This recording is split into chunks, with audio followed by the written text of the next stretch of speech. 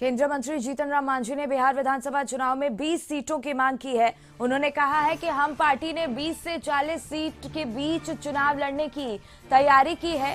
वहीं उन्होंने तेजस्वी यादव पर हमला बोलते हुए कहा कि उनके माता पिता ने ही बिहार की दुर्गति की है, जिसे नीतीश कुमार ने सुधारने का काम किया है। मांझी ने प्रशांत किशोर पर भी निशाना साधा है। हो गई है कि 40 सीट मिलनी चाहिए बिहार विधानसभा चुनाव में। देखिए, मांग है, इसीलिए हम भी करते हैं, हम सपोर्ट करते हैं। हमने भी कहा है कि 40 ये 20 से लेकर 40 तक हम लोग को है, सब तैयारी है।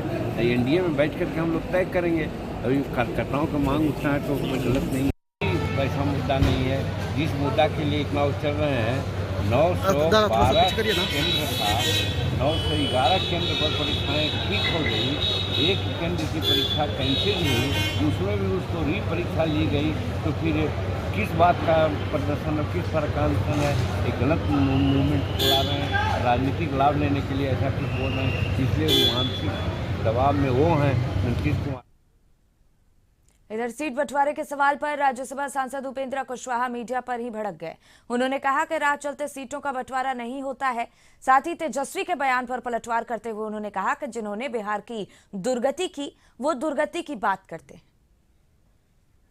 कोई भी काम है तो दुर्गति ही है, इसलिए हर जगह उनको दुर्गति नजर आती है। बिहार विधानसभा के चुनाव को लेकर जीतन राम मांझी ने बोल दिया 40 सीट हमें मिलनी चाहिए। उपेंद्र कुशवाहा की पार्टी कितनी सीटों पे चुनाव लड़ने जा रही है और क्या कुछ स्ट्रैटेजी रहेगी? तय होगा एयरपोर्ट पे, तय जहां होना होगा वहां बात करेंगे ना। कितना मांगे सर? अरे आप तो सीट बंटवारे के सवाल पर राज्यसभा सांसद उपेंद्र कुशवाहा मीडिया पर भड़कते नजर आए।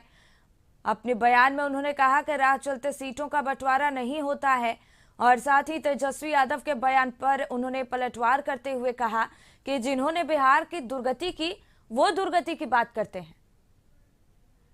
अंकिता, इसी पे और ज्यादा जानकारी लिए हमारी सहयोगी जुड़ गई हैं। अंकिता, सीट बंटवारे का जो सवाल किया गया राज्यसभा सांसद उपेंद्र कुशवाहा से, उसके बाद वो मीडिया पर ही भड़कते नजर आए और साथ ही उन्होंने कहा कि राह चलती सीटों का बंटवारा नहीं होता और तेजस्वी के बयान पर भी वो पलटवार करते नजर आए।